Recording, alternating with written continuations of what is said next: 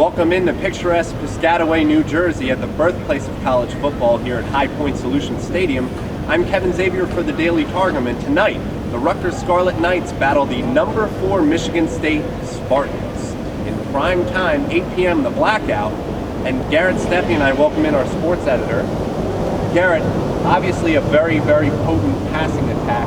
Rutgers coming into this game allows 274 passing yards on defense, and now they have to run up against Connor Cook. What kind of problems is he? Well, as a 6'4", 220-pounder, big arm, to be able to see the field, Connor Cook's physical abilities speak for themselves. But on the flip side, statistically, 10-to-1 touchdown interception ratio, leads the Big Ten in QBR with 150.9 pass efficiency rating.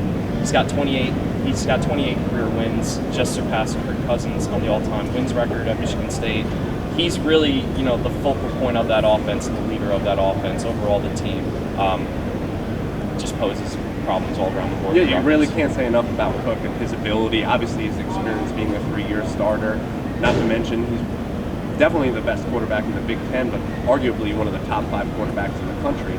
And it gets even easier for him tonight, as news broke last night that Anthony Chaffee, the lone starter, a junior starter for the Rutgers Scarlet Knights secondary, is listed now on the injury report as questionable with an upper body injury. Garrett, they already had Davon Jacobs out for the Kansas game. Ty Hester stepped in, the redshirt freshman, played very well, got a couple pass breakups, 9 tackles, 6 solos.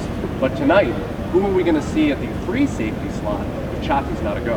Well, if Chaffee can't give it a go with that upper body injury, you're likely going to see Saquon Hampton, the redshirt freshman out of Nottingham, New Jersey. His experience has been kind of limited on the year, dating back to the Norfolk State game. He got a few reps in there.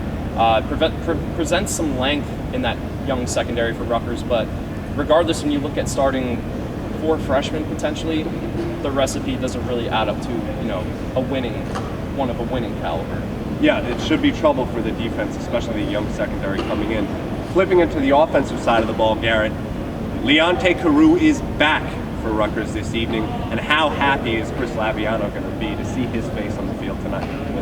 Kind of looking at Laviano a little bit, 72% completion percentage, leads the Big Ten. It's been the offense has been very centered on the short passing game. Leonte Carroo has a deep threat. The speed that he possesses, the ability to stretch the field, that could add another wrinkle into the Rutgers offense tonight. Definitely, and they're going to have to stretch the field, especially if they want to contain standout defensive end Shalik Calhoun, the New Jersey native.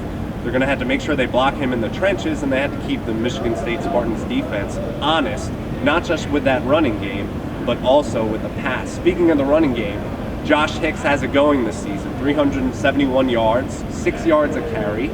The Rutgers running game has to get going early tonight to establish some sort of tempo, some sort of momentum. Wouldn't you agree, Garrett? Well, yeah, you talk about it 2 weeks ago, the last time Rutgers took the field in that 27-14 win here against Kansas. They tallied together 358 yards on the ground, with Hicks and Martin contributing 215 and 2 touchdowns to that. Hicks with the 2 touchdowns. But, in order for Laviano and Carroo to get going like we talked about, you have to have that balance in that offense, and that really all starts with the running game in Hicks and Martin. Well, there should be close to 50,000 fans here this evening for the blackout. Last time they had a blackout here at High Point Solutions Stadium was the first Big Ten victory in the history of the Rutgers football program over Michigan. And fans stormed the field. Do you expect to see the same kind of atmosphere, the same kind of excitement tonight, Garrett? Well, in terms of the result, I don't know if we can really go that far, but in terms of the atmosphere, like you mentioned, definitely, this has been the talk of campus for the past 2 weeks. Rutgers coming off that bye week. So we'll see what happens tonight at 8 p.m. on the Big Ten Network as Rutgers welcomes Michigan State. Obviously, the atmosphere is going to be exciting. We'll see what happens on the field. For the Daily Targum, I'm Kevin Xavier. For Garrett Steppe,